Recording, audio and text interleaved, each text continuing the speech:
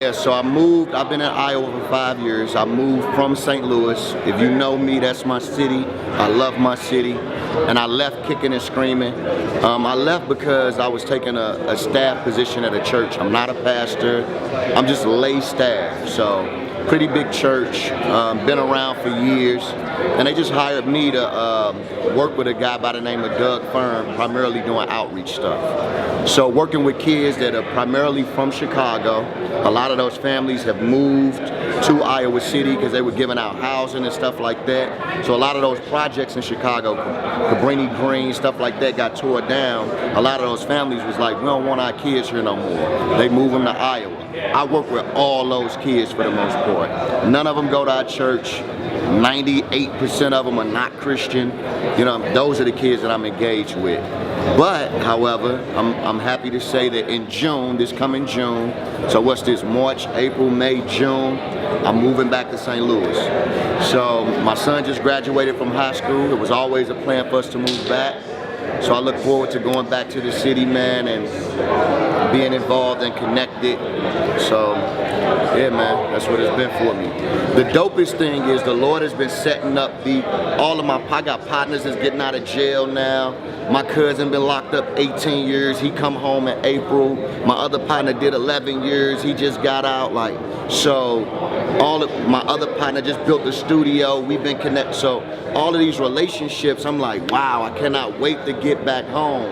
You know what I mean? Because I done had homies hit me up on Facebook like, yo, hit me up, Lil G. That's what they used to call me in the hood. So I'm looking forward to seeing what the Lord is going to do with these relationships. My time in Iowa has been difficult, but it's been fruitful and rewarding. But the next chapter, man, I can't wait to get home. Memorable moment. I would say one of the most memorable things dealing with kids is I think about a young dude named JT. And we first connected with him in a high school in Iowa. Black dude, you know what I mean, from Chicago, straight hood dude. When we met him, was not gonna graduate high school, was not doing well, you know what I mean? Took him on a camping trip. From there, he got plugged into the spot, which is the ministry we do. You know, he's not where we want him to be, but he's graduated, he's in college right now. You know what I mean? Job, I'm just really proud to see the fruit of investing in lives. You know what I mean? So even when I think about my music, I'm like, for me, music ain't gonna always be, music is not the primary way I see myself reaching people. It's my everyday life. It's just what I do. I'ma reach dudes if I never grab a microphone in my life.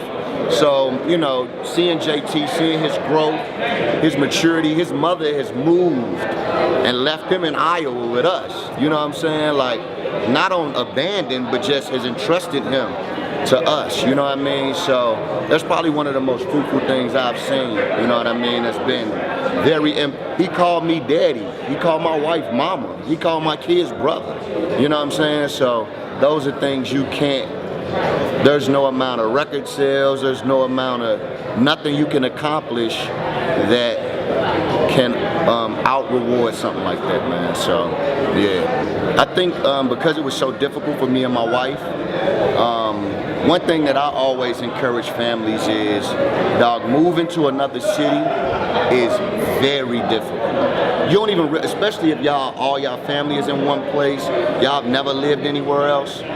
Dog, when we left, it could have crumbled us. So I always encourage, one of the things we've taken away is, dog, fighting to grow together.